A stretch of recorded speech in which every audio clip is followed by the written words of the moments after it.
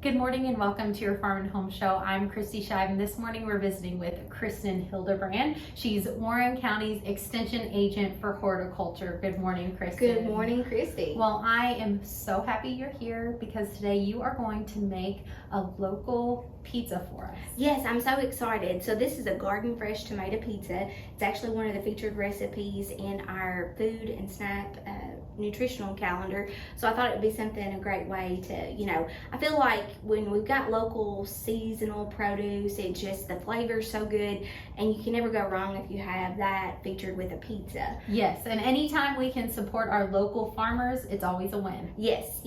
So I'll go ahead and talk about the ingredients first so that way people kind of know what's going to be needed to make our garden fresh tomato pizza. So first off, you're going to need either 2 large or 3 medium tomatoes.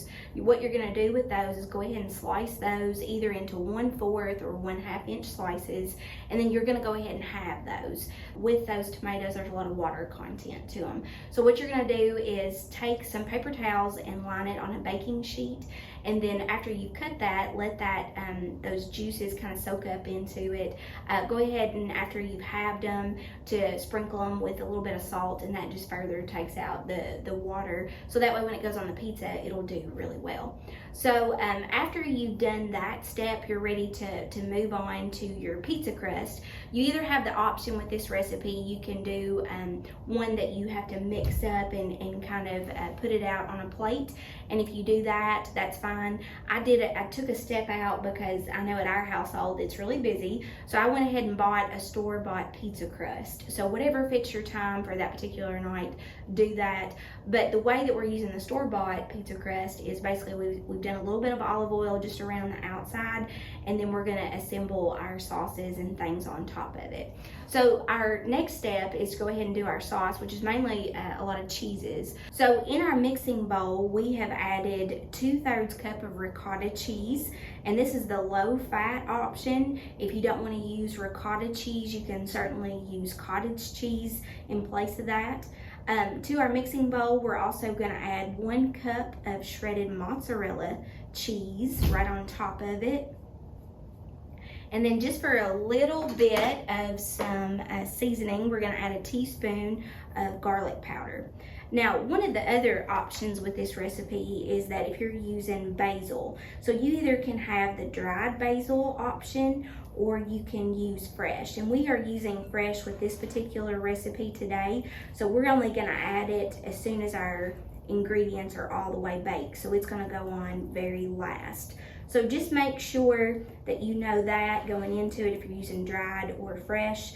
If you are using the dried, you only want to put in about 2 tablespoons. If you're using the fresh, get that 1/3 cup ready, make sure it's washed, and go ahead and chop it up. So once we've got that all incorporated, what we're going to do is just put it on top of our pizza crust, and you're going to kind of do that in a nice thin layer. So we'll do that right here.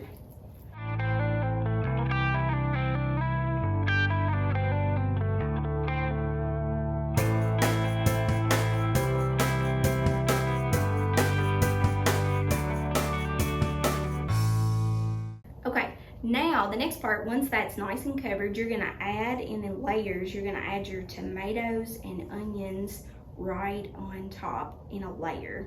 So we're gonna go ahead and cover this first with tomatoes, and then we'll add our red onion.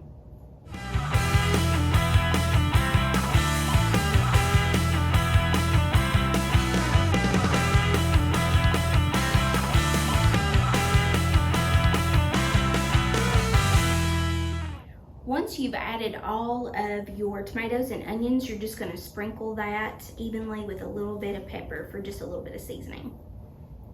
After you've got it peppered, then you're going to pop this in the oven on according to your crust, and basically have this in the oven for about 12 to 15 minutes. Now, once your pizza has come out of the oven, you can go ahead and top it with your fresh basil, and you can also, if you'd like to, add a little bit of balsamic vinegar. So this will be an awesome recipe to serve with your family, and you'll know that it's local at the same time. If you'd like a copy of the Garden Fresh tomato pizza, make sure to stop at your local extension office. Thanks for watching our Farm and Home Show, and we hope you have a great day.